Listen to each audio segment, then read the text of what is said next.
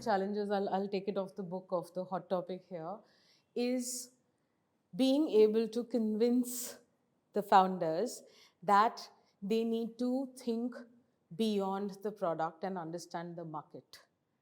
Yeah, because 99.99% of the founders are very, very passionate about their product, and rightly so. But the risk that they run is not smelling the coffee and figuring out exactly, and figuring out, saying, is there a taker? Am I selling the right story at the right time and the right price? What makes them blind to this, you think? Two things, okay? One, at the sake of being candid, I would say maturity. Because a lot of the founders are people who've not really tested water in the category. Secondary reason is that I want to reach a scale and sell it off. I want to get the investor money. No long-term thinking. No long-term thinking. No fundamental things in the right order before you start rolling. Good points, Aditya. To build your business, what are the pain points you're seeing? Indian founders are super, super talented at pushing the limits of any product. I think, and the issue I think we faced was understanding where our product lies in terms of, ideally every founder wants to sell a product to every single customer that wants it, right? But there is a product market fit that you have to look for. And I think for us, that's been a challenge when we first entered the market. It's taken us over a year to find the right customer that's been willing to pay, because I think founders today have so many choices in terms of where they can put their money. And I think we've talked about the conundrum with, okay, there's a lot. I think one is you're trying to convince them why they're the right fit, but also you as a business have to feel like, why are they the right fit for you? And I think mature businesses have this qualification criteria where they do that call. And I think younger businesses don't. So you see higher customer churn, or you are unhappy with that customer.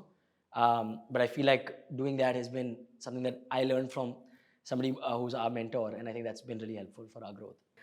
So Vivek, what do you think? Because in your business, I think you've got a supply side problem also, and I don't know whether there's a demand side problem, right? I mean, this is my perception. So the problem was that, let's say if somebody wants to come on the platform and hire a parenting influencer. So our platform right now have 400 plus odd influencers. So from 400 in the parenting category, now we are shortened down to 40 influencers. They say we need a parenting influencer who speaks English. Now from 40, we are down to 10. And then they say somebody from South India. From 10 to we are down to 0. So that's the problem we are actually facing right now, the biggest. So the supply is not sufficient right now. So right now we are fully going on increasing the influencer supply. But the problem again arises that now we are increasing the supply. So the influencers now ask, where is the work for us? The problem that we are facing right now is that to get to the founders, essentially the whole thing is that there is a loop that as the companies grow, they get in more people and all that. So once we get a face time with the founder, more often than not, they do end up using our solution. But to get to them is because it's very difficult to explain to somebody about what we are doing in that way, that how it will help the company, because a lot of times the results are not something that will help come in immediately on the first day. It's not like performance marketing online.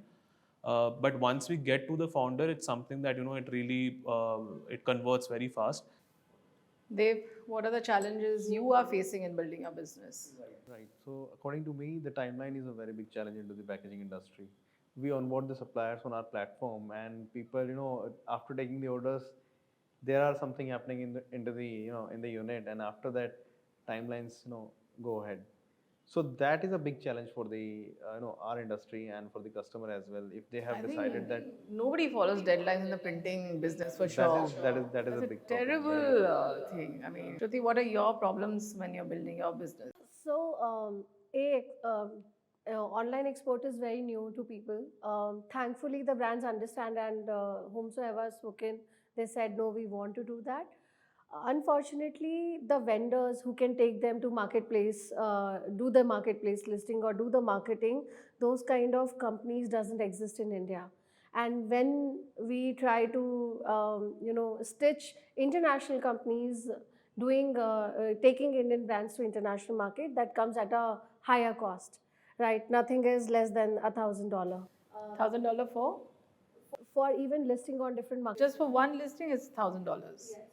So, the pricing of those countries, the services that they have, and the services that our Indian founders used to get from India is not, yes. So that's the problem. And my focus is building that ecosystem larger so that more exports can happen.